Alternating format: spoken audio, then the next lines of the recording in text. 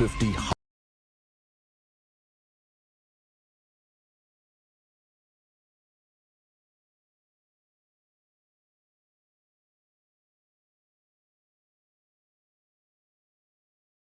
world.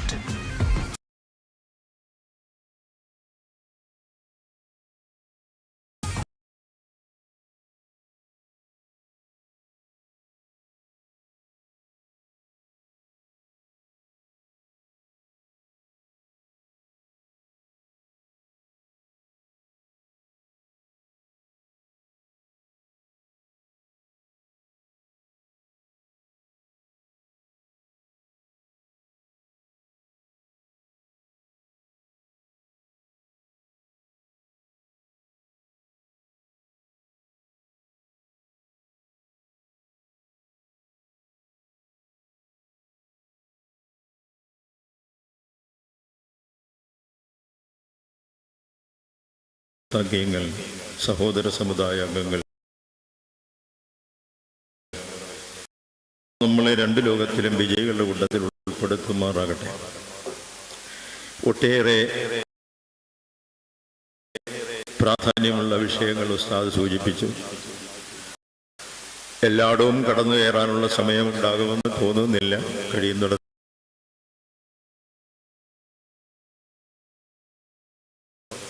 പറഞ്ഞു പോകാം ഇൻഷാ അല്ലാഹ്.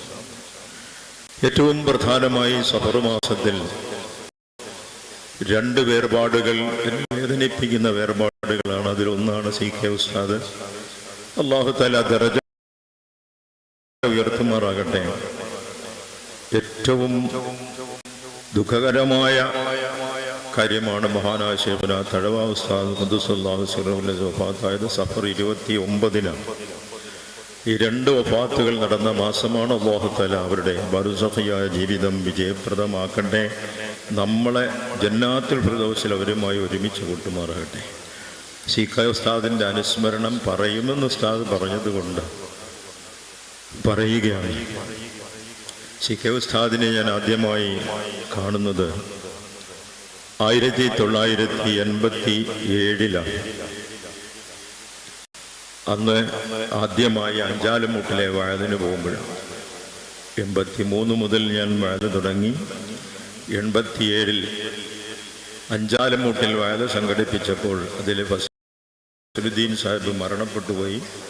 അള്ളാഹു പുറത്തു കൊടുക്കട്ടെ. അതിന് സംഘാടകരിൽ പലരും ഇന്ന് വയോജനങ്ങളാണ്, വൃദ്ധജനങ്ങളാണ്. ഒരുപാട് ചെറുപ്പക്കാരുണ്ടായിരുന്നവരെല്ലാം അന്ന് ഒരുമിച്ച്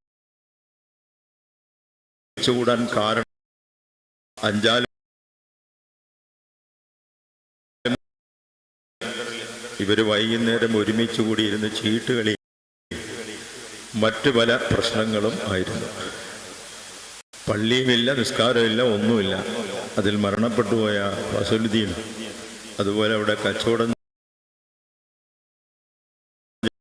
പേര് ഞാൻ പറഞ്ഞു, വ്യാപാരി വ്യവസായിയുടെ ഒക്കെ ഒരു നേതാവാണ്. അവർ രണ്ടുപേരും കൂടെ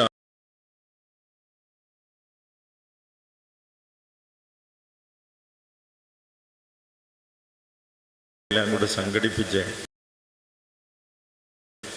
ഒരു വഅദ് വെച്ചാലോ. അങ്ങനെ അവർ സംഘടിപ്പിക്കാൻ തയ്യാറായി. അഞ്ചാലംകൂട്ടിനടുത്തുള്ള മഹല്ല് നീരാവിലും കരുവായും ആയി.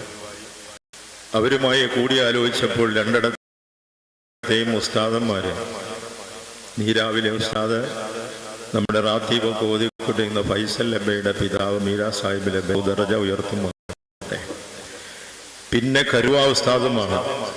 ആ ഉസ്താദിനെ നാട്ടുകാർ വിളിച്ചിരുന്നത് മലബാർ ഉസ്താദ് എന്നാണ്. കൂടിയാലോചിച്ചപ്പോ നീരാവിലെ മീരാ സാഹിബ് ഉസ്താദ് പറഞ്ഞ വേണം പറഞ്ഞു.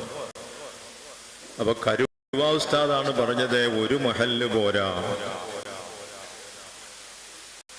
സമീപത്തുള്ള മഹല്ലുകളെല്ലാം കൂടെ ചേർക്കണം. കാരണം അഞ്ചാലുമൂട് ജംഗ്ഷൻ എന്ന് പറഞ്ഞാൽ വ്യത്യസ്തമായ മതവിഭാഗങ്ങൾ വൈകുന്നേരങ്ങളിൽ വന്നുകൂടുന്ന സ്ഥലമായതുകൊണ്ട് നമുക്ക് ഈ പരിസരങ്ങളുള്ള 4 മഹല്ലുകളും ചേർന്ന് വഅദ് സംഘടിപ്പിക്കണമെന്ന് പറഞ്ഞു. അങ്ങനെയാണ് എന്ന് മാത്രമല്ല, അമലുകൾ കൊണ്ട് അവർ വളരെ ധന്യരായി. ഇപ്പോഴും അങ്ങനെയാണെന്ന് മാത്രമല്ല, അഞ്ചാലുമൂട്ടിൽ ആദ്യം അവർ കുറച്ച് സ്ഥലം വാങ്ങിച്ച ചെറിയൊരു കെട്ടിടത്തിലെ ചെറിയൊരു തൈക്കാവുണ്ടാക്കി 10-20 പേർക്ക് നിൽക്കാവുന്ന, ഇപ്പോൾ ഒരു 100-300 പേർക്ക് നിൽക്കാവുന്ന പള്ളിയായി വളർന്നത് ഈ വഅദിന്റെ തുടർച്ചയാണ്. അപ്പൊ ഒരു സംഘടനയാക്കണമെന്ന് പറഞ്ഞു. കരുവാ ഉസ്താദാണ് എന്നെ തന്നെ വഅദിന് വിളിക്കണമെന്ന് നിർദ്ദേശിച്ചത് എന്നോട് അദ്ദേഹം പറഞ്ഞു. അപ്പോൾ ചെന്നപ്പോഴത്തേക്ക് എന്നോട് പറഞ്ഞു, പുതിയ തലമുറയെ സ്വാധീനിക്കുന്ന വഅദാണ് വേണ്ടുന്നതെന്ന് പറഞ്ഞു. അങ്ങനെ അൽഹംദുലില്ലാഹ് എന്തുമാകട്ടെ, അത് വളരെയധികം വിജയമായി തുടർന്ന് 4-5 വർഷം അഞ്ചാലുമൂട് ടൗണിൽ വലിയ 우리가 찾던 새로운 제주 여행 지금 만나러 가볼까요? 청정 제주의 자연을 함께 지키고 합리적인 가격으로 모두가 만족하며 제주 고유의 문화를 즐기는 여행. 자연과 사람, 문화를 잇는 작은 실천이 모여 새로운 제주를 발견하게 합니다. 국민과 관광객이 함께 만드는 의미 있는 여행의 시작. 함께 하실 거죠? മങ്കാങ്കുഴിയിൽ ഉസ്താദ് അത് പറയുമ്പോൾ, മങ്കാങ്കുഴി 2 പള്ളിയുണ്ട്. അവിടെ 2ഇടത്തും അത് പറയുന്ന 25 കൊല്ലം മുമ്പ് കേട്ടിട്ടുണ്ട്. അതെല്ലാം ഇപ്പോൾ പറയും. അതുപോലെ ഉസ്താദിന്റെ ജ്യേഷ്ഠൻ വന്നിട്ടുണ്ട്. അബുദാബിയിലാണ് അദ്ദേഹത്തിന്റെ ജോലി. അദ്ദേഹം വന്നപ്പോഴേ പറഞ്ഞത്, ഉസ്താദും പറഞ്ഞത്, ഉസ്താദിന്റെ ജ്യേഷ്ഠൻ ഇന്നിവിടെ വന്നത് ഉസ്താദിനെ കാണാനല്ല, ബഷീർ മൗലവിയുടെ വഅദ് കേൾക്കാനാണ്. അൽഹംദുലില്ലാഹ്. 998 ഞാൻ അബുദാബിയിൽ ആദ്യം പോകുന്നത്. അന്ന് അദ്ദേഹം അവിടെ ഉണ്ടായിരുന്നു. അന്ന് പ്രസംഗിച്ച കാര്യങ്ങളൊക്കെ ഇപ്പോൾ പള്ളിയിൽ നിന്ന് പറഞ്ഞത് പുത്തൻവാദികളെ വലിച്ചുകീറി ഒട്ടിക്കുന്ന പ്രസംഗമായിരുന്നു അന്ന് അബുദാബിയിൽ. ആ കഥയാണ് ഇപ്പോൾ അദ്ദേഹം പറഞ്ഞുകൊണ്ട്. അപ്പൊ അങ്ങനെ എല്ലാവരും ഉണ്ട്. അപ്പൊ നിങ്ങൾക്കെല്ലാം അറിയാൻ, ഞാൻ വഅദിന് പോയാൽ പള്ളിയിലേ താമസിക്കും. അത് ശൈഖുനാ തഴവ ഉസ്താദ് ഖദ്ദസല്ലാഹു സിറഹുൽ അസീസിന്റെ കൽപ്പനയാണ്. എവിടെ വഅദിന് പോയാലും പള്ളിയിലേ താമസിക്കും. ഓടി നടന്ന് 14 ജില്ലയിലും പോകാത്ത പഞ്ചായത്തുകൾ ബാക്കിയില്ലാത്ത രീതിയിൽ വഅദിന് പോയപ്പോ ചില പള്ളികളിൽ പോകുമ്പോൾ സൗകര്യം കുറവാണ്. പട്ടാമ്പി ടൗണിൽ മണപ്പുറത്ത് ഭാരതപ്പുഴയുടെ മണപ്പുറത്ത് വഅദ് പറയുമ്പോൾ ചെറിയൊരു പള്ളിയാണ്. അതിന്റെ മുകളിലത്തെ ആസ്ബറ്റാസ് ഷീറ്റ് ഇട്ടതാണ്. താഴെ നിലയിൽ കിടക്കാൻ ഇടമില്ല. കൊണ്ട് കാണിച്ചിട്ട് പറഞ്ഞു, ഉസ്താദേ ഇവിടുത്തെ വലിയ ധനികന്റെ വീട്ടിലാക്കാന്ന് പറഞ്ഞു. ഞാൻ പറഞ്ഞു, പറ്റൂല, ഇവിടെ തന്നെ. ഇരിയോണി വെയിലുള്ള സമയമായിരുന്നു. മേലെ നിലയിൽ കിടന്ന വേർത്തൊലിക്കുമായിരുന്നു. എന്നാലും പള്ളിയിലെ താമസിക്കും, നിർബന്ധമാണ്. അതുപോലെ ശൈഖുന പറഞ്ഞ ഒത്തിരി കൽപ്പനകൾ ഉണ്ടായിരുന്നു. നമ്മൾ വഅദിന് പോകുമ്പോൾ നാട്ടുകാർ പലരും വരും. അവരെല്ലാം കൂടെ വട്ടം കൂടിയിരിക്കും. പല കക്ഷിയിൽപ്പെട്ടവർ കാണും. അവരെല്ലാം വർത്താനം പറയുമ്പോൾ ദീനിയായ വിഷയമല്ലാതെ ദുനിയവിയായ വിഷയത്തിലേക്ക് കടന്നാൽ അപ്പത്തന്നെ ഒരു ആയുധം കയ്യിലെടുക്കണം. ഞാൻ ചോദിച്ചു, ശൈഖുനോട് ചോദിച്ചു, അതെന്ത് ആയുധമാ? തസ്ബീ കയ്യിലെടുക്കണം. അത് ചൊല്ലുമ്പോൾ ഇവന്മാർ വർത്താനം നിർത്തി പോക്കോളും. ഇങ്ങനെ കുറേ നിർദ്ദേശങ്ങൾ തന്ന് ഈ പരുവത്തിലാക്കിയെടുത്ത് ശൈഖുനയാണ് തഴവ ഉസ്താദ് ഖദ്ദസല്ലാഹു സിറഹു. പറഞ്ഞാൽ തീരില്ല, കേട്ടാൽ തീരില്ല. അങ്ങനെ കരുവാ പള്ളിയിൽ 7 ദിവസം വഅദ് പറയുമ്പോൾ പകല് ഡ്യൂട്ടി ഉണ്ട്. തലവൂർ ആശുപത്രിയിലാണ് ജോലി. രാവിലെ ആശുപത്രിയിൽ പോകണം, വൈകിട്ട് വഅദിന് പോകണം. അങ്ങനെയാണ്. എത്ര ദൂരെ പോയാലും അങ്ങനെയാണ്. മലബാറിൽ പോകുമ്പോൾ മാത്രമേ ഉള്ളൂ പിന്നെ അവധി എടുത്തിട്ടും പോകുന്നത്. തെക്കൻ കേരളത്തിൽ എവിടെയാണെങ്കിലും പകല് ഡ്യൂട്ടിക്ക് പോകണം. ഇപ്പൊ കരുവാ ഉസ്താദ് പറഞ്ഞു, എനിക്ക് പകല് കാണാൻ കിട്ടുന്നില്ല, രാവിലെ അങ്ങ് പോവുക സുബഹി. അതുകൊണ്ട് കരുവാപ്പള്ളിയിൽ വഅദ് പറയുമ്പോൾ ഇവിടെ താമസിക്കണം. അങ്ങനെ താമസിച്ചിരുന്നു. അവിടുന്ന് മഹാനായ ശൈഖുനാ കണ്ണിയത്ത് ഉസ്താദ് ഖദ്ദസല്ലാഹു സിറഹുൽ അസീസ്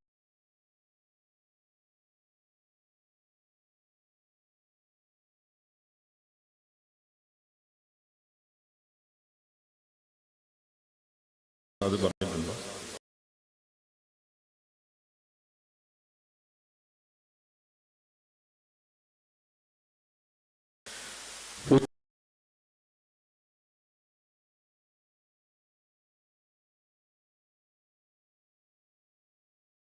എന്ന പ്രദേശം അന്നൊരു കുഗ്രാമമാണ്. വാഹനങ്ങൾ തന്നെ വളരെ അപൂർവമായി മാത്രം പോകുന്ന ചെറിയ റോഡുള്ള ഒരു സ്ഥലമായിരുന്നു കരുവ. കാട് പിടിച്ചങ്ങനെ കിടക്കുന്ന പള്ളിക്കാടും പ്രവിശാലമായ പള്ളിക്കാടും അതിനോട് ചേർന്ന പഴയ പള്ളി, അതിന്റെ നടുവിലൊരു സയ്യിദിന്റെ മഖാമും അവിടുത്തെ മർത്തബകളൊക്കെ പറഞ്ഞ മാത്രമല്ല ഉസ്താദിന്റെ ഇൽമിന്റെ ആഴം ഞാൻ അറിയുന്നത് അവിടെ കൂടെ താമസിക്കുമ്പോഴാണ്. മാത്രമല്ല എന്നേക്കാൾ പ്രായം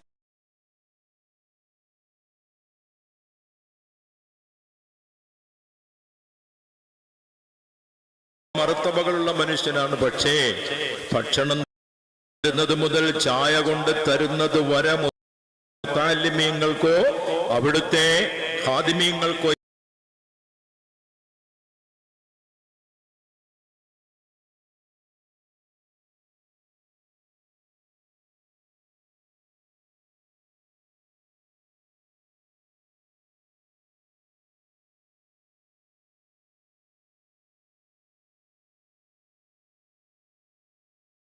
ഇക്റാബുൽ ലൈഫ്, അതിഥിയെ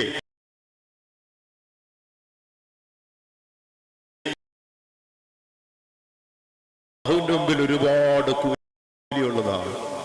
നിങ്ങൾ എൻ്റെ കൂലി തടസ്സപ്പെടുത്തരുതെന്ന് പറഞ്ഞു. ഉസ്താദ് എന്തിനാ ചായം കൊണ്ടുവരുമെന്ന് ചോദിക്കുമ്പോൾ നിങ്ങൾ എൻ്റെ കൂലി തടസ്സപ്പെടുത്തരുതെന്ന് പറഞ്ഞ മഹാനാണ് CK ഉസ്താദ്. മുറിപ്പതോ ആ ഉസ്താദിന്റെ കീഴിൽ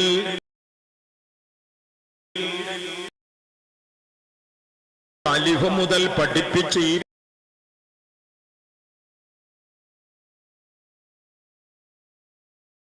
പെരിങ്ങാട് ഉസ്താദിനെ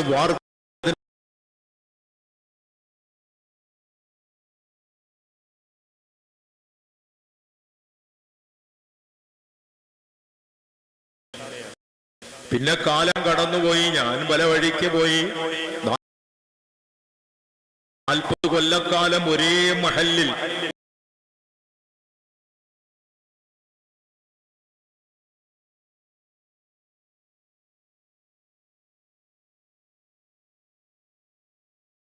സങ്കടമായിട്ടല്ല പറയുന്ന, പരാതിയായിട്ടല്ല പറയുന്നത്. അന്നത്തെ രീതി അതാണ്. കുറച്ച് നെല്ലോ അരിയോ എന്തെങ്കിലുമൊക്കെ കിട്ടിയാലായി, കിട്ടിയില്ലെങ്കിലുമായി.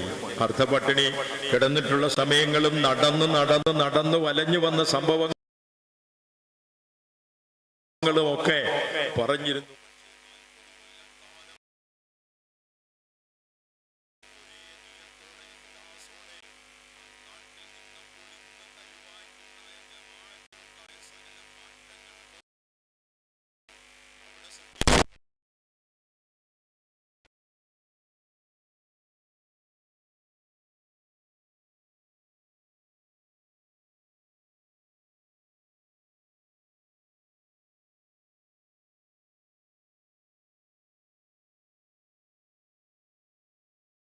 മഗ്‌രിബ് നിസ്കരിച്ച്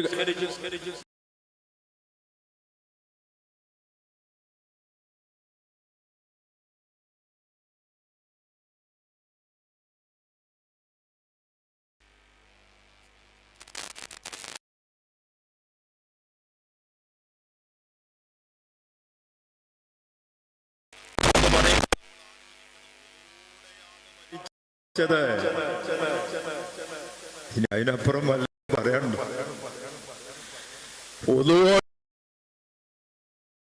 മരിച്ചാൽ ലൈസ ലഹു ഹിസാബ് ഫിൽ ഖബരി വൽ ആഖിറ ഖാല റസൂലുള്ളാഹി. ഉദൂടെ മരിച്ചാൽ ഖബറിലും ആഖിറത്തിലും ഹിസാബില്ല.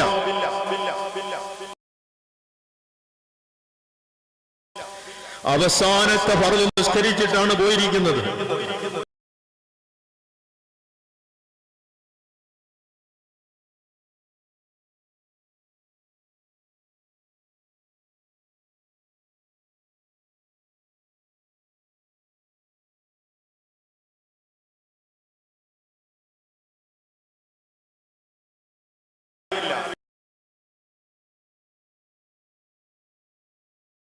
പെരിങ്ങാട്ടേക്കുള്ള യാത്രയ്ക്കുള്ള തയ്യാറെടുപ്പിലായിരുന്നു. CK ഉസ്താദിനെ പിരിഞ്ഞതിന് ശേഷം പിന്നെ ഞാൻ കണ്ടിട്ടില്ല. പിന്നെ ഞാൻ കാണുന്നത് ഇവിടെ സ്റ്റേജിലിരിക്കുന്നു. CK ഉസ്താദ് പെരിങ്ങാട് ഉസ്താദിനോട് പറഞ്ഞു, അത് താഴെ ഇരുത്താനുള്ള ആളല്ല.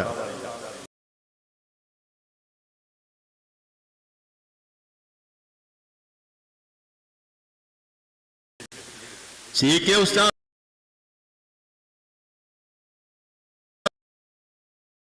പ്രസംഗിക്കാൻ ആവശ്യപ്പെട്ടത് പ്രഭാഷണം കഴിഞ്ഞ് എന്നോട് ചെവിയിൽ പറഞ്ഞു,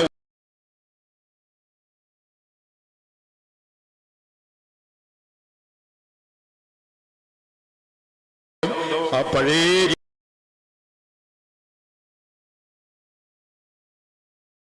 കാലം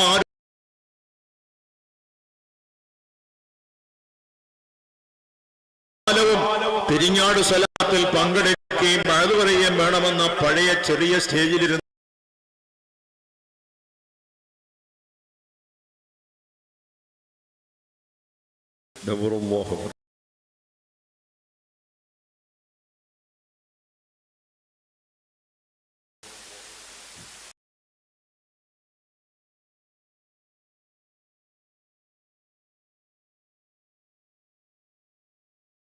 ഞാനൊന്നും പറയുന്നില്ല. എത്ര തവാദു, എത്ര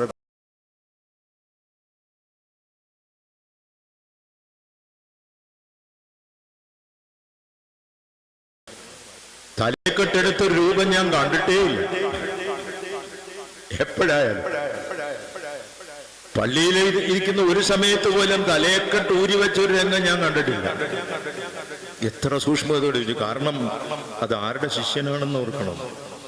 മഹാനായ റഈസുൽ മുഹഖഖീൻ കണ്ണിയത്ത് അഹമ്മദ് ഉസ്താദ് ഖദ്ദസല്ലാഹു സിറഹുൽ അസീസിന്റെ വത്സല ശിഷ്യനായിരുന്നത്. അത് തന്നെയാണ് ഭാഗ്യം. ആ പരമ്പര ഇങ്ങനെ അങ്ങനെ പരമ്പരകൾ കണ്ണിയത്ത് ഉസ്താദ് ഖദ്ദസല്ലാഹു സിറഹുൽ അസീസിന്റെ വാഴക്കാട്ടെ ദർസിൽ കണ്ണിയത്ത് ഉസ്താദിന്റെ ഉസ്താദന്മാരെ സിൽസില എഴുതി പതിപ്പിച്ചിട്ടുണ്ടായിരുന്നു. അന്ന് മൊബൈലിൽ ക്യാമറ ഇല്ലായിരുന്നല്ലേ, ഞാനത് ഫോട്ടോ എടുത്തന്നെ.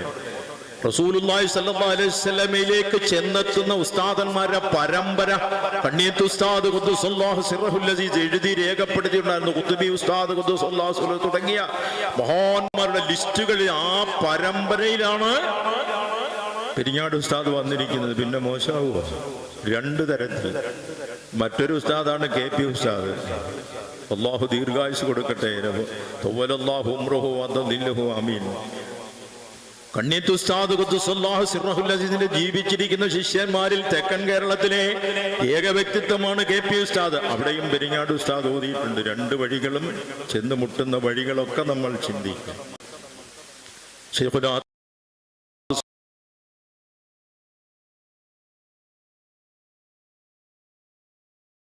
മാസത്തിൽ രോഗം ശിദ്ദത്തായി.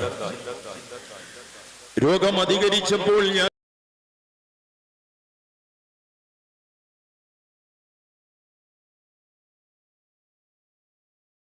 പൂർണ്ണമായും നഷ്ടപ്പെട്ടു.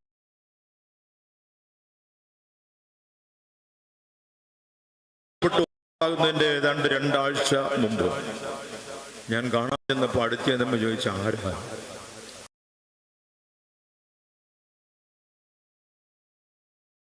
ചോദിച്ചപ്പോ ഞാൻ പൊട്ടിക്കരഞ്ഞു പോയി, തേങ്ങി കരഞ്ഞു പോയി. കാരണം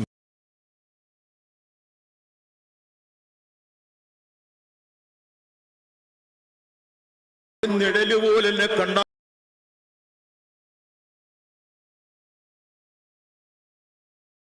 തിരിച്ചറിയുമായിരുന്നു. പെരിന്തൽമണ്ണയിൽ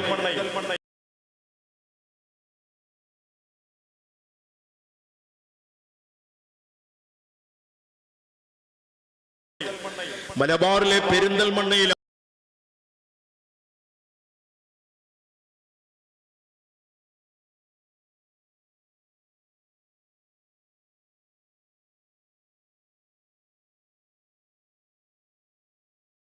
ഏറ്റവും പിറകിൽ ഞാൻ ചെന്ന് നിന്നപ്പോ സ്റ്റേജിലിരുന്ന് എന്നെ കണ്ടിട്ട് കയ്യാട്ടി വിളിച്ചു.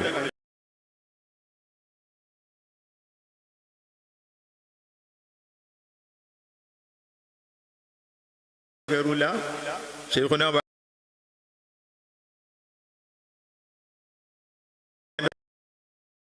പറയാ, വേല പറയത്തില്ല, ഇടയ്ക്കൊരു ഗ്യാപ്പിട്ടിട്ടേ സംസാരിക്കുക. അതൊക്കെ ഒരുപാട് അതവുകളുണ്ട്. ഞാൻ സദസ്യം അത്രയും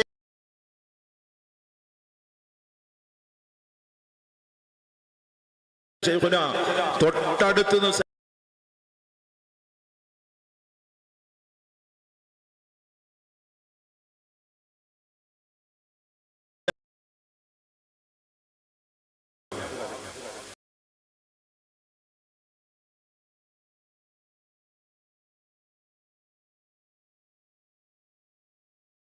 ഒരു ചെറിയ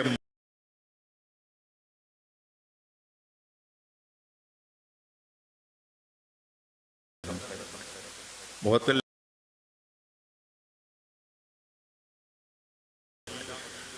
അന്നേരം ഞാൻ പൊട്ടിക്ക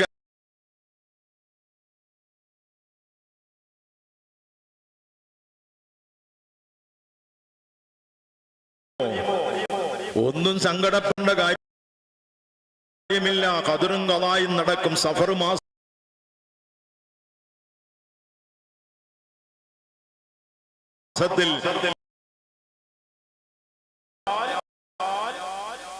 രക്ഷപ്പെടാൻ പ്രയാസമാണ്.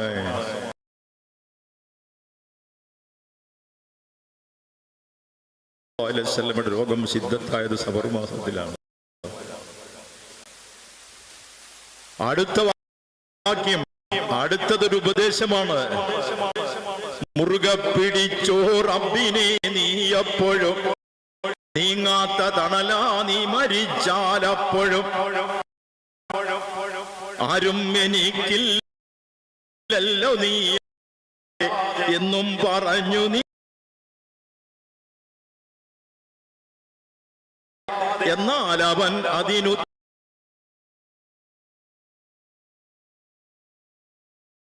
ഈ ബൈത്താണ് പിന്നെ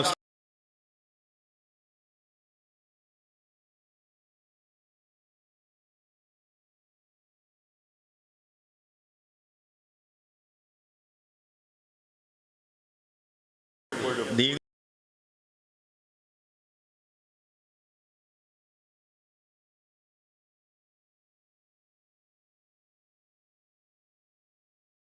പറഞ്ഞ ിരിക്കുന്ന ദഴവാക്കി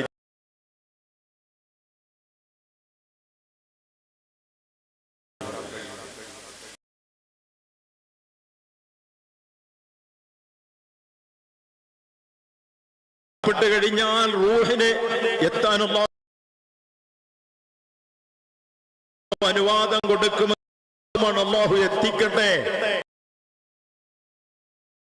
ഇവിടെയും ശൈഖുനായുടെ സാന്നിധ്യം ഉണ്ടാകും. അല്ലാഹു അക്ബർ, അല്ലാഹു അക്ബർ,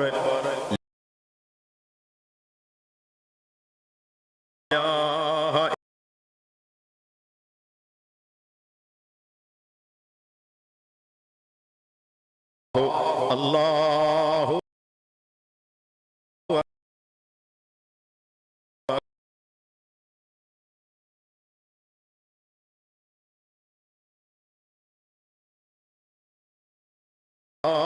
ഹംദ്.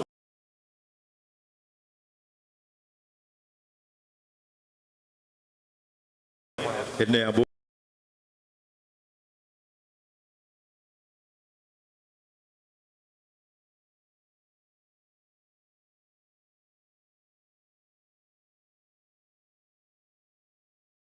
അതുപോലെ തന്നെ അല്ലാഹു തആല ദീർഘായുസ്സ് കൊടുക്കട്ടെ.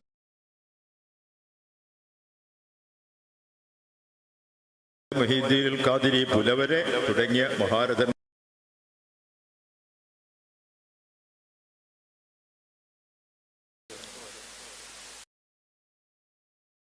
അങ്ങനെ അനുഗ്രഹീതമാവുക.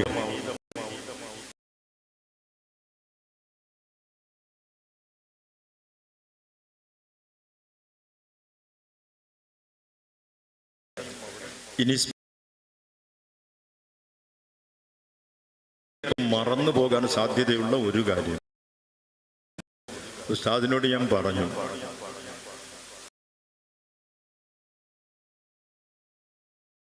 സഫർ മാസത്തെ പറ്റി അല്പം പറഞ്ഞ് ഞാൻ പെട്ടെന്ന് അവസാനിപ്പിക്കാൻ ഇൻഷാ അല്ലാഹ്.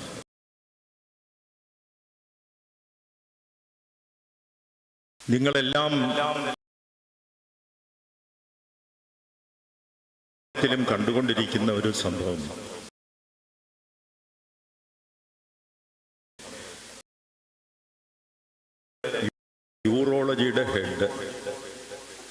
ഡോക്ടർ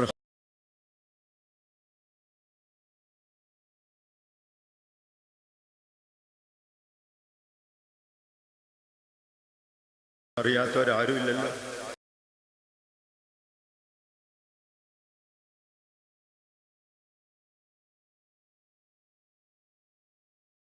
മുഴുവൻ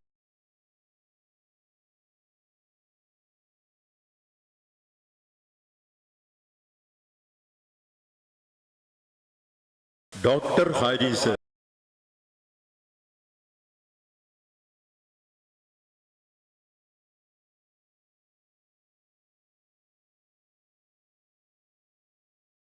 അതിനോട് പെരിങ്ങാട് ഉസ്താദിനോട് ദ്വാരക്കാൻ ഒരു കാര്യം ഇന്ന് വസിയത്ത് ഏൽപ്പിച്ചു വിട്ടിട്ടുണ്ട്. ഞാൻ വന്ന് പറഞ്ഞു, ഡോക്ടർ ഹാരിസ് എൻ്റെ സഹോദരിയുടെ മകനാണ്. എൻ്റെ സ്വന്തം പെങ്ങളുടെ വകയിലല്ല, എൻ്റെ സ്വന്തം പെങ്ങളുടെ. ഞങ്ങളുടെ വീട്ടിലെ ആദ്യത്തെ കൊച്ചുമകനാണ് ഡോക്ടർ ഹാരിസ്. ജനിച്ച കാലം മുതൽ അവൻ എൻ്റെ തർബീയത്തിലാണ്, എൻ്റെ സംരക്ഷണയിലാണ്. അക്ഷരം തുടങ്ങിയതും അൽഹുബ പഠിപ്പിച്ചതും ഞാനാണ്. എൻ്റെ വഴിയിലൂടെയാണ് അവൻ സഞ്ചരിക്കുന്നത്. അതുകൊണ്ട് തന്നെ തിരുവനന്തപുരം മെഡിക്കൽ കോളേജിലെ ഡോക്ടർമാരെ ഒക്കെ TV കാണിച്ചല്ലോ, പ്രിൻസിപ്പലിനെ കാണിച്ചു, DME കാണിച്ചു, എല്ലാവരെയും കാണിച്ചല്ലോ. എല്ലാം ഡൈ ആണ്. കിളവന്മാർ ഡൈ ചെയ്യാത്ത മെഡിക്കൽ കോളേജ് ഡോക്ടർമാരാരെങ്കിലും ഉണ്ടോ എന്ന് ചോദിച്ചാൽ ഹാരിസ് മാത്രമേ ഉള്ളൂ. അവന് 55 വയസ്സേ ഉള്ളൂ. അവനോട് പലരും, അവൻ്റെ സുഹൃത്തുക്കളും പലരും ഡൈ ചെയ്യാൻ പറയുമ്പോൾ അവൻ പറയുന്ന ഒരു മറുപടി ഉണ്ട്, എൻ്റെ വല്യമാമ ലോകം മുഴുവൻ അറിയുന്ന ആളാണ്, അങ്ങനെ ഡൈ ചെയ്തിട്ടില്ല, അങ്ങാർക്ക് ഒരു കുഴപ്പമില്ല. എൻ്റെ ചിത്രം നിങ്ങൾ കാണുന്നുണ്ടല്ലോ. നിഷ്കളങ്കതയോടെ ജീവിക്കാൻ, സാധുക്കളെ സഹായിക്കാൻ അവനെയും എന്നെയും പഠിപ്പിച്ചതിൻ്റെ വാപ്പയാണ്, മുദരീസാണ്. ഒരുപാട് ജനങ്ങളെ സഹായിച്ചു. കുന്നിക്കോട്ടുകാരൊക്കെ പരദീസ് സദസ്സിലുണ്ട്, അവർക്കറിയാം. അത് ഞാൻ എടുത്തു പറയുന്നതിൻ്റെ കാര്യമില്ല. 28 കൊല്ലക്കാല ഗവൺമെന്റ് സർവീസിൽ ജോലി ചെയ്തപ്പോൾ 1 രൂപ കൈക്കൂലി ഞാൻ വാങ്ങിച്ചിട്ടില്ല എന്നുള്ളത് ഹാരിസിന് അറിയാം. മെഡിക്കൽ സർട്ടിഫിക്കറ്റ് എഴുതിയ ഏത് ഡോക്ടർക്കും ഒരു ഫീസ് ഗവൺമെന്റ് നിശ്ചയിച്ചുള്ള. AK ആന്റണി മുഖ്യമന്ത്രി ആയിരിക്കുമ്പോൾ മെഡിക്കൽ സർട്ടിഫിക്കറ്റ് ഒരു ഫീസ് നിശ്ചയിച്ചിട്ടുണ്ട്. അത് വാങ്ങണമെന്നാ ഗവൺമെന്റ് പറഞ്ഞത്.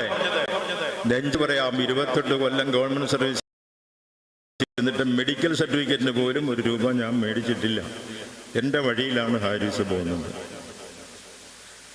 അവനെ വല്ലാതെ ദ്രോഹിച്ച സംഭവം ഒന്നും ഞാൻ വിശദീകരിക്കേണ്ട കാര്യമില്ല. മലയാളികൾ മുഴുവൻ കണ്ടുകൊണ്ടിരിക്കുകയാണ്. അവൻ കടുത്ത മാനസിക സമ്മർദ്ദത്തിലാണ്. അതുകൊണ്ട് അവധിയിലാണ്. ചാനലുകളിൽ നിന്ന് രക്ഷപ്പെടാൻ ഒരിടത്ത് അവൻ ഒളിച്ച് ഇരിക്കുകയാണ്. എവിടാന്ന് ഞാൻ പറയുന്നില്ല, പറഞ്ഞാൽ ഇനി മാധ്യമങ്ങൾ അവിടെ വരും. ഉസ്താദിനോട് ഞാൻ പറഞ്ഞു, അപ്പം അവനിങ്ങോട്ട് ഇറങ്ങാൻ നേരം സോറി ഒരു വസിയത്ത് പറഞ്ഞു, പെരിങ്ങാട് സ്വലാത്തിന് പോവുക എന്ന് പറഞ്ഞപ്പോൾ ഉസ്താദിനോടൊന്ന് പറയണേ, എനിക്ക് എല്ലാ ആനുകൂല്യങ്ങളും ഉണ്ടാകാനും സർവീസിൽ നിന്ന് പിരിച്ചുവിടുന്നത് സസ്പെൻഡ് ചെയ്യുന്നതൊന്നും അവന് പ്രശ്നമേ അല്ല. കാരണം മെഡിക്കൽ കോളേജിൽ കൊടുക്കുന്ന ശമ്പളം 3,60,000 ആണെങ്കിൽ പുറത്തിറങ്ങിയ 27 ലക്ഷം രൂപ ഒറ്റ ദിവസം, ഒരു മാസം കിട്ടും. കാരണം അവൻ നെഫ്രോളജിയുടെ ഇന്ന് കേരളത്തിലുള്ളതിലെ സൂപ്പർ ഡോക്ടറാണ്.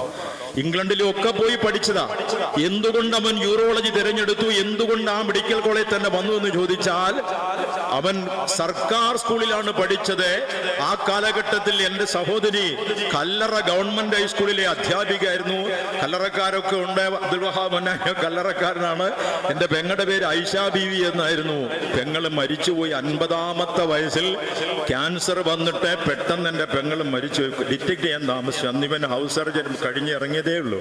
ആ സമയം തന്നെ കല്ലറ ഗവൺമെന്റ് ഹൈസ്കൂളിലാണ് അവൻ 10ാം ക്ലാസ് വരെ പഠിച്ചത്. പ്രീ ഡിഗ്രിക്ക് പഠിച്ചത് തിരുവനന്തപുരം ആർട്സ് കോളേജ് ഗവൺമെന്റ് കോളേജിലാണ് പഠിച്ചത്.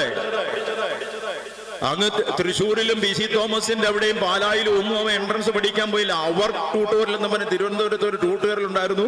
അവിടെ മാത്രം കോച്ചിങ്ങിന് പോയി എഴുതി ഡയറക്റ്റ് ആയിട്ട് അപ്പം തന്നെ തിരുവനന്തപുരം മെഡിക്കൽ കോളേജിൽ കിട്ടി. MBBS കഴിഞ്ഞു. അവിടെ തന്നെ അവൻ വരാൻ കാര്യം, 10ാം ക്ലാസ് പരീക്ഷ എഴുതി കഴിഞ്ഞപ്പോൾ അവന് നെഫ്രോളജി എന്ന് പറയുന്ന നെഫ്രൈറ്റിസ് എന്ന് പറയുന്ന കിഡ്നി രോഗമുണ്ടായി. അന്ന് അവൻ ഇപ്പൊ ജോലി ചെയ്യുന്ന ഈ വാർഡിൽ എൻ്റെ ശേഷക്കാരനെ, എൻ്റെ മരുമോനെയും കൊണ്ട് ഞാനാണ് അവിടെ കിടന്നത്. അന്ന് ഡോക്ടർ കൃഷ്ണൻ നായർ സാറായിരുന്നു യൂറോളജിയുടെ ഹെഡ്. കൃഷ്ണനായർ സാർ വിശദമായി പഠിച്ച് പരിശോധിച്ചിട്ട് പറഞ്ഞു, ചെറുപ്പകാലത്ത് ബേബി ഫുഡ് കൊടുക്കുമ്പോൾ എല്ലാവരും കേട്ട് പഠിക്കേണ്ട ഒരു കാര്യമാണ്. ബേബി ഫുഡ് കൊടുക്കുമായിരുന്നോ? ഞാൻ പറഞ്ഞു, നിരന്തരം എന്റെ പെങ്ങള് കൊടുത്തിരുന്നൊരു ബേബി ഫുഡ് ഉണ്ട്. അക്കാലത്ത് അങ്ങനെയാണ്. ഇതിന്റെ വരും വരാടിക്ക് അറിയില്ലല്ലോ. അപ്പൊ കൃഷ്ണനായർ സാർ പറഞ്ഞു, കുഞ്ഞുങ്ങൾക്ക്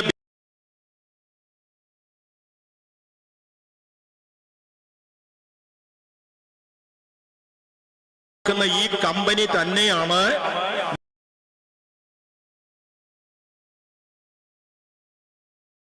ഉണ്ടാക്കുന്നത്. മനസ്സിലായോ? ചെറുപ്പത്തിലെ ബേബി ഫുഡ് കൊടുക്കുക, കുട്ടികളുടെ കിഡ്നി തകരാറിലാക്കുക, എന്നിട്ട് അതിന് മരുന്നും ഉണ്ടാക്കുക. രണ്ടും ഒരു കമ്പനിയാണ്. ആ കാലഘട്ടത്തിൽ ഞാൻ കേരളം മുഴുവൻ വഴുതു പറഞ്ഞിരുന്ന ഈ കാര്യം. ബേബി ഫുഡ് നല്ല ഒന്നാം തരം ബേബി ഫുഡ് ഉണ്ട്. നമ്മുടെ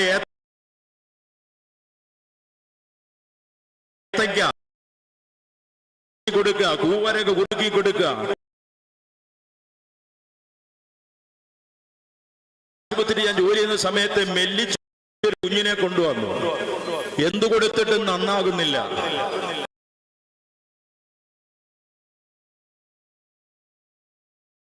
എല്ലാം അന്വേഷിച്ചപ്പോ chemicals കൊടുത്തോണ്ടിരിക്കുക.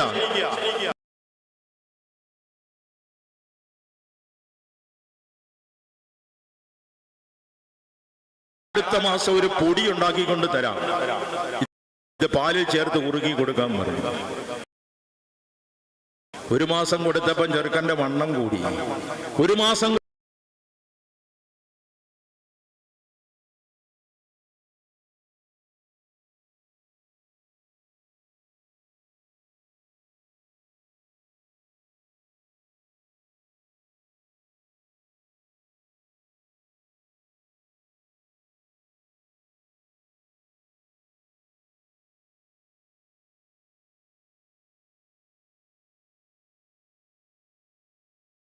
chocolate. Each bite of Elite Choco Brownie will surely take you to a dreamy, delicious world.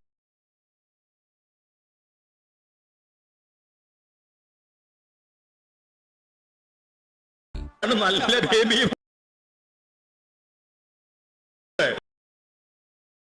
ഇവര് കഴിക്കത്തില്ല, കൊടുക്കത്തുമില്ല. അതാണ് അല്ലേ?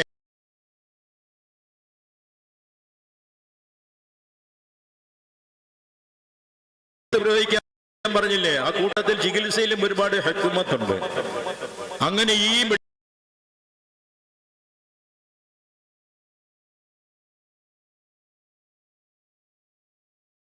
അവൻ ഇപ്പോൾ ജോലി ചെയ്യുന്ന യൂറോളജിയിൽ ഞാൻ ഇവനെയും അഡ്മിറ്റ് ചെയ്ത് 15 വയസ്സുള്ളപ്പോ കിടന്നു കഴിഞ്ഞപ്പോ SSLC പരീക്ഷ കഴിഞ്ഞതേ ഉള്ളൂ,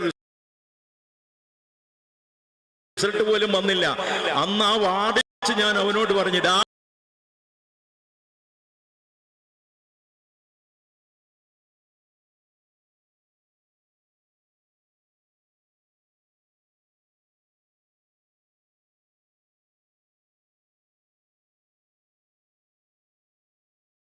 കിഡ്നി കൊണ്ടും മറ്റ് യൂറോളജി പ്രശ്നം കൊണ്ടും വിഷമിക്കുന്ന ഒരുപാട് സാധുക്കളെയും മരുന്നിന് എഴുതി കൊടുത്തിട്ട് അത്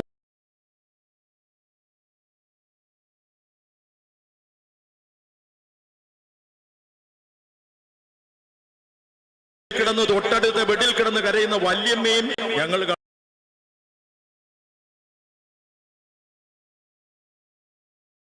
ഈ ഡിപ്പാർട്ട്മെന്റിൽ തന്നെ ഡോക്ടറായി വരണം. അന്നേരം അവൻ പറഞ്ഞു, പിന്നെ എനിക്കെങ്ങനെ ഡോക്ടറാകാൻ കഴിയുന്നത്? അങ്ങനെയാണ് അവൻ യൂറോളജി തന്നെ വന്നത്. ഒരു പൈസ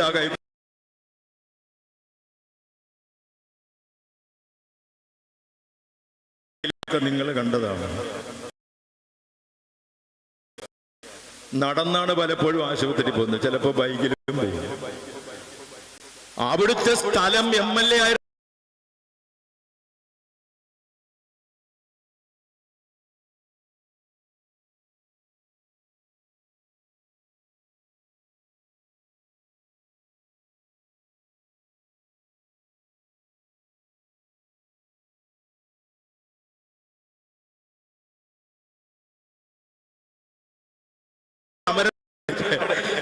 MA വാഹിദ് സ്ഥലം മെഡിക്കൽ കോളേജ് സ്ഥലത്തെ MLA അയാൾ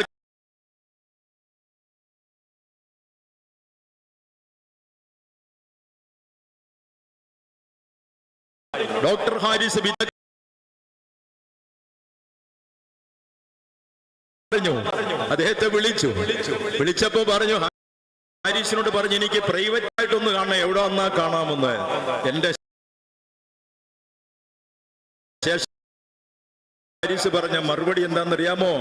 എനിക്ക് പ്രൈവറ്റ് ഇല്ല, എന്റെ വീട്ടിലാരും വരരുത്, ഞാൻ നോക്കത്തില്ല. മെഡിക്കൽ കോളേജ് ഞാൻ രാവിലെ 7 മണിക്ക് വരും, 10 മണി രാത്രി 10 മണി വരെ അവിടെ. ഇത് MA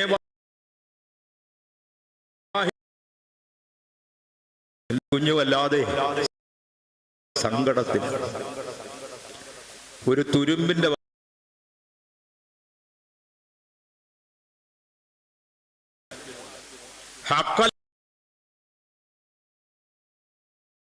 അല്ലാത്തതൊന്നും ഞങ്ങൾ ഒരു ഈർക്കില് പോലും ഒടിക്കരുത്. എന്റെ വാപ്പ ഞങ്ങളെ പഠിപ്പിച്ചിട്ടുണ്ട്. ഞങ്ങളങ്ങനെ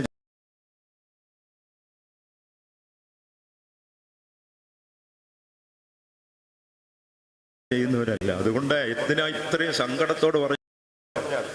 അവനാകെ അപ്സെറ്റായി പോയി. അവൻ പറഞ്ഞു പെരിങ്ങാട് സ്വലാത്തിന് ദുആ ഇറക്കാൻ പറയണമെന്ന്. ഉസ്താദ്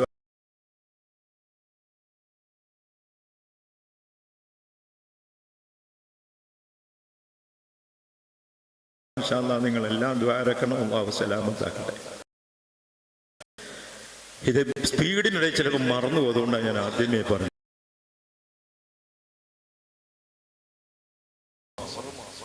അതിന്റെ വിശേഷങ്ങളൊന്നും കൂടുതൽ ഞാൻ പറഞ്ഞു പോകുന്നില്ല. ചുരുക്കി ചില കാര്യം മാത്രം പറയാം. സഫർ മാസം നമ്മൾ നോക്കുമ്പോൾ സവിശേഷതകളൊന്നും ഇല്ലാതെ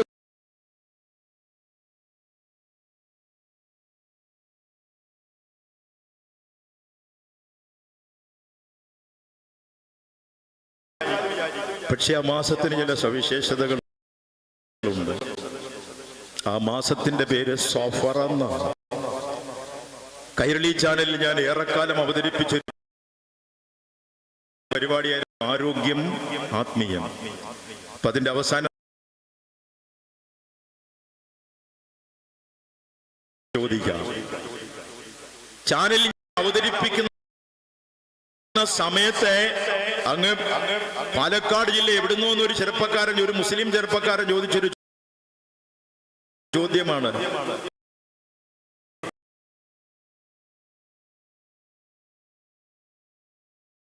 യാത്ര എന്നല്ലേ അർത്ഥം?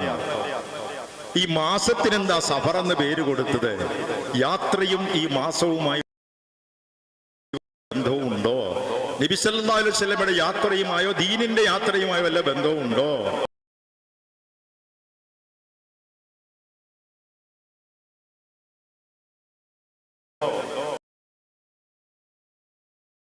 സഫറാണ്.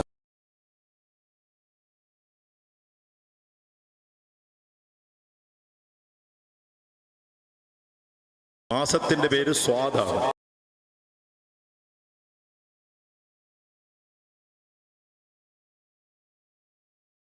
സീനാണ്, സഫറാണ്.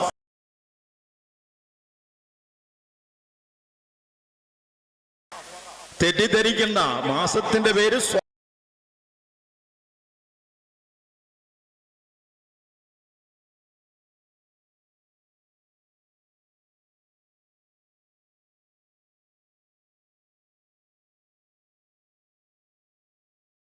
സഫർ എന്ന് പേര്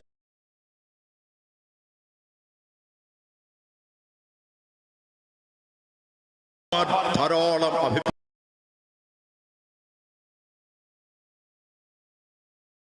അറബി ഭാഷയിൽ സിഫർ എന്ന് പറഞ്ഞാൽ 0 എന്നാണ് അർത്ഥം.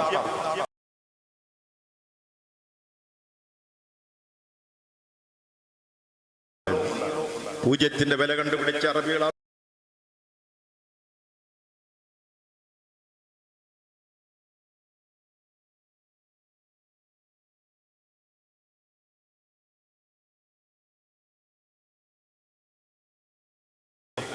സിഫർ എന്ന്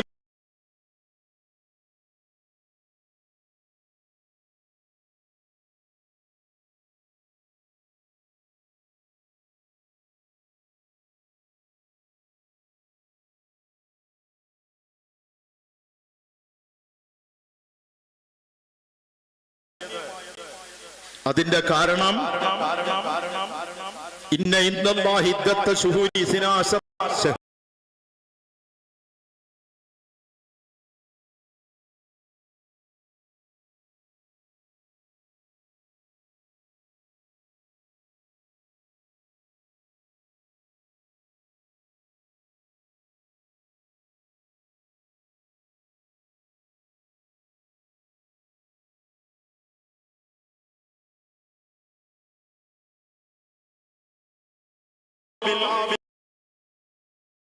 ഏതു കാലത്താണ് യൗമ ഖലഖസ് സമാവാതി വൽ അർദ്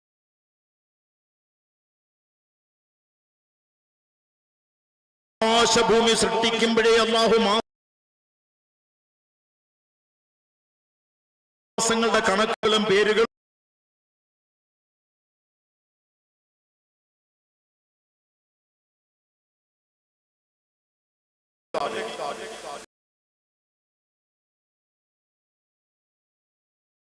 ദുനിയാവിനെ സൃഷ്ടിക്കുന്നതിന് മുമ്പ് തന്നെ ലോകവും കലമൊക്കെ സൃഷ്ടിക്കുന്ന കാലത്ത് തന്നെ ഈ മാസത്തിന് ശൂന്യമാസം. അതിന്റെ കാരണം അള്ളാഹു ആദരിച്ച തുടർച്ചയായ 3 മാസം.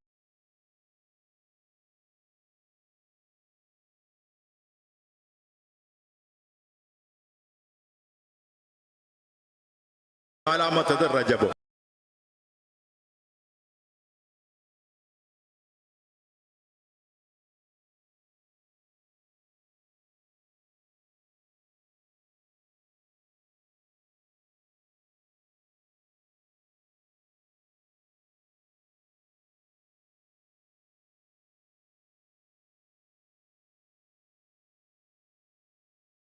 ആയതുകൊണ്ടാണ് ഇതിന് ശൂന്യമാസമെന്ന് പറയുന്നത് എന്ന് ചില മഹാന്മാർ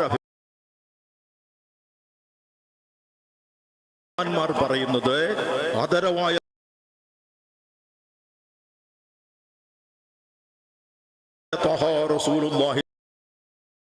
രോഗം സിദ്ധത്തായത് സഫർ മാസത്തിലെ അവസാനത്തെ ബുധനാഴ്ചയാണ്. ഒടുക്കം ബുധൻ. നബി സല്ലല്ലാഹു അലൈഹി വസല്ലമയുടെ ഭൗതിക ശരീരം ഭൂമണ്ഡലത്തിൽ നിന്ന് മറയ്ക്കും.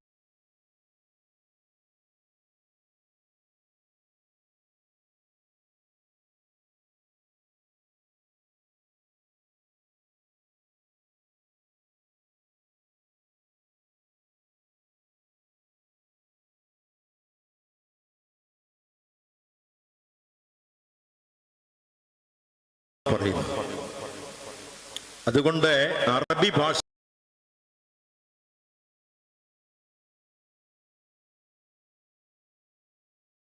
വളരെ ശ്രദ്ധിച്ചില്ലെങ്കിൽ ആപത്തുകൾ ഏറെയാണ്. അത് മുഴുവൻ പറയണമെങ്കിൽ മണിക്കൂർ ഒരുപാട് എടുക്കും. ഞാൻ ഒത്തിരി ഒന്നും പറയുന്നില്ല. വളരെ ശ്രദ്ധിക്കേണ്ടുന്ന 1-2 കാര്യങ്ങൾ മാത്രം പറയാം. സഫർ നമുക്ക് മനസ്സിലായില്ല. സഫറാണ്, സഫറല്ല. സഫർ യാത്രയും സഫറും മാസവും. നമ്മൾ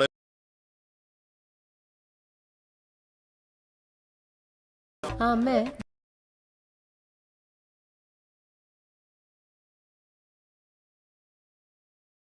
എന്നോട് സംസാരിച്ചിരുന്നു.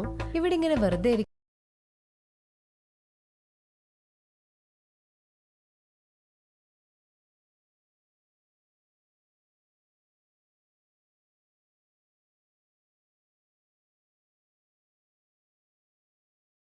മോളെ ഫ്രീ ആണോ? അതെ. എന്നാ മുറിയൊക്കെ തുടച്ചിട്ടേരെ.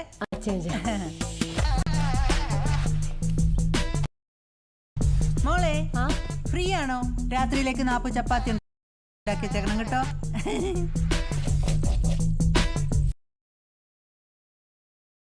മോളെ ഫ്രീ ആണെങ്കിലേ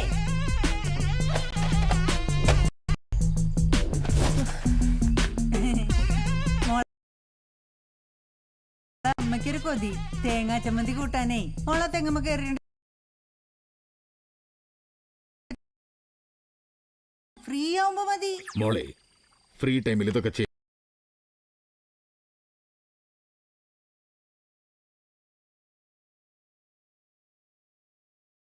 എന്നാ ഫോൺ എടുക്കൂ, എൻട്രി ആപ്പ് ഇൻസ്റ്റാൾ ചെയ്യൂ. ടോപ്പ് ഗ്ലോബൽ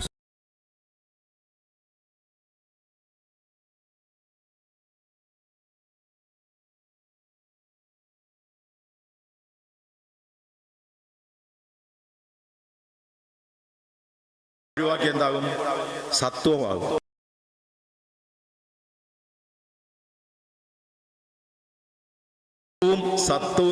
സത്വവും തമ്മിൽ എത്ര വ്യത്യാസം? സ്വത്വവും സത്വവും തമ്മിൽ എത്ര വ്യത്യാസമുണ്ട്? സ്വലാത്തും സലാത്തും തമ്മിൽ അത്രയും വ്യത്യാസമുണ്ട്.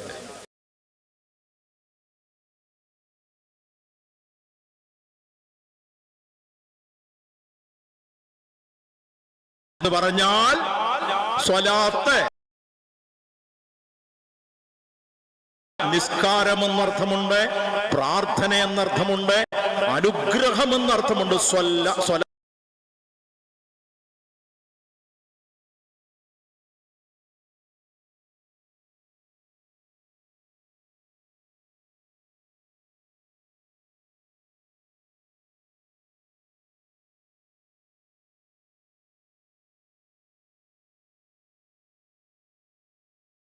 എന്നാണ് അർത്ഥം.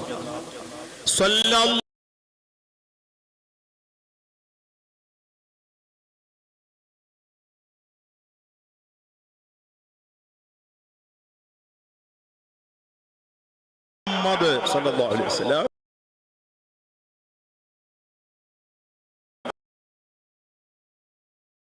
അനുഗ്രഹം വർഷിക്കട്ടെ എന്നതിന് പകരം സല്ലല്ലാഹു അലാ മുഹമ്മദ് എന്ന് പറയാൻ അല്ലാഹ് മുഹമ്മദിനെ സമാധാനിപ്പിക്കട്ടെ എന്നാകും. വ്യക്തമായി സ്വല്ലല്ലാഹു അലാ ചൊല്ലി നോക്ക്. സ്വല്ലല്ലാഹു അലാ മുഹമ്മദ് സ്വല്ലല്ലാഹു അലൈഹി വസല്ലം. വളരെ വ്യക്തമാണ്. അതുപോലെ നമ്മൾ ചൊല്ലുന്ന വേറൊരു ബൈത്തുണ്ട്, നേരിട്ട് കേട്ടുള്ളതാണ്. അല്ലാഹു റാസിഖുനാ ഖദൽ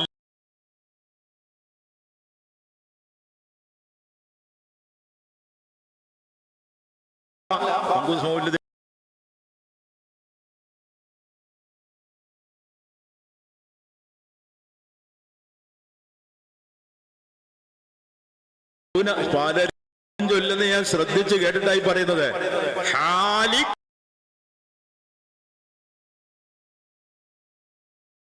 അല്ല, ഖാലിഖാണ്. പുള്ളി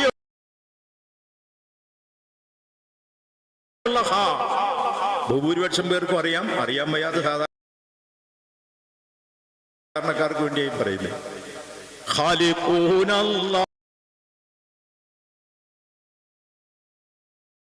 റാസിഖുനാ ഖദല്ലി ഹാജാ.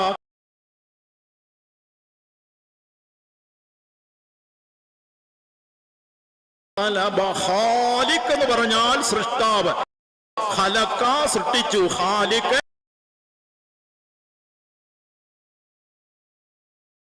എന്ന് പറഞ്ഞാലോ, പുള്ളി ഒഴിവാക്കിയാലോ അർത്ഥം തെറ്റി. ഗാനഗന്ധർവൻ എന്ന് പറഞ്ഞാൽ എല്ലാവരും അറിയത്തില്ലേ? ഗാനഗന്ധർവൻ യേശുദാസ്. ഞങ്ങൾ വലിയ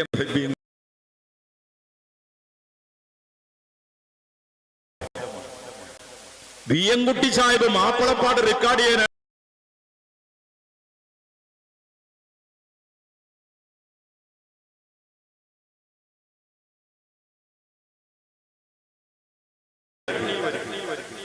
അതെ സ്ഫുടമായി ഉച്ചരിച്ചിട്ട് റെക്കോർഡ് ചെയ്യൂ. അറബിപ്പാട്ട് പാടണം.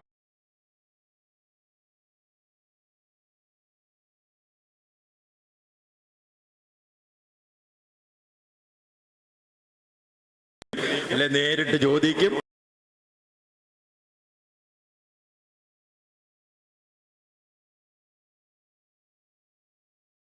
അദ്ദേഹം സ്വല്ലല്ലാഹുന്നേ പറയത്തുള്ളൂ.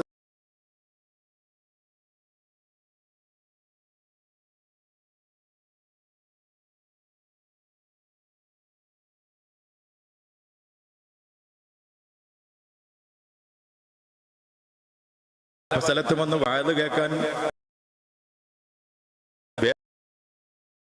എന്നിട്ടുണ്ട്.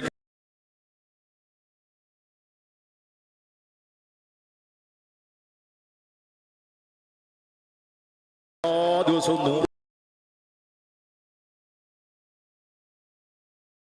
എല്ലാ ദിവസവും ഫ്ലൈറ്റ്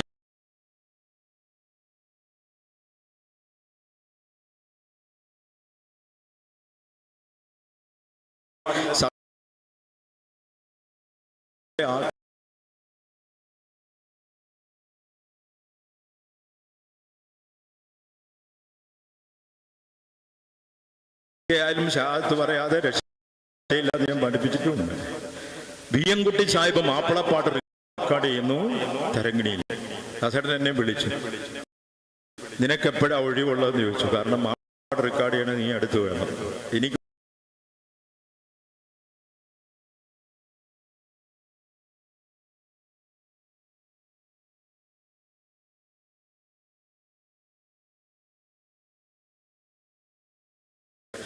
അപ്പോൾ ഒരു ബൈത്ത് മാപ്പിളപ്പാട്ട് പാടാൻ തുടങ്ങുക. എല്ലാം പാടൈത്തുള്ള ഹല്ലാകൂടയോനെ, ഇതാണ് പാടേണ്ടത്.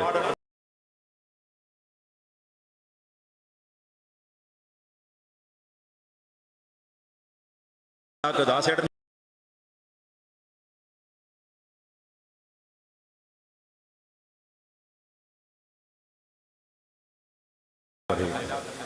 അവസാനം ദാസേട്ടനെ ഒറ്റയ്ക്ക് വിളിച്ചൊരു മുറി കൊണ്ടിരുത്തി. ഞാൻ പറഞ്ഞു ഹാ എന്ന് പറ ദാസേട്ട, പിടി കിട്ടുന്നില്ല. ഞാൻ പറഞ്ഞു ഹാ എന്ന് പറയാൻ ഒറ്റമൂലി ദാസേട്ടന് പറഞ്ഞു. ഇപ്പോഴും ദാസേട്ടൻ അത് പറഞ്ഞ് ചിരിക്കാറുണ്ട്. ഞാൻ പറഞ്ഞു ദാസേട്ട ഒരു ചേമ്പെടുത്ത് അടുപ്പിലിടുക.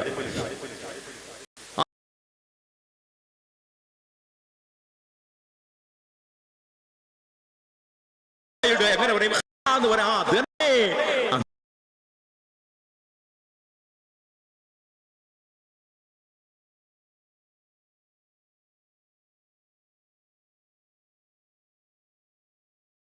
ഹല്ലാക്കൂടെ. അതാണ് ഹല്ലാക്കാണ്, ഹല്ലാക്കല്ല. വ്യത്യാസം എന്താണെന്നറിയാമോ? ഖാലിഖ് എന്ന് പറഞ്ഞാൽ സൃഷ്ടാവ്, പുള്ളിയില്ലാതെ ഹാലിഖ് എന്ന് പറഞ്ഞാൽ ബാർബർ, വസ്താന്നർത്ഥം.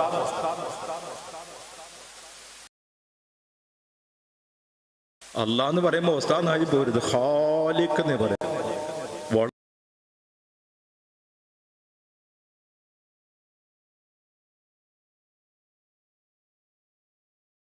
പേജങ്ങ് അറിയിക്കാം, ഒത്തിരി ഉണ്ട്.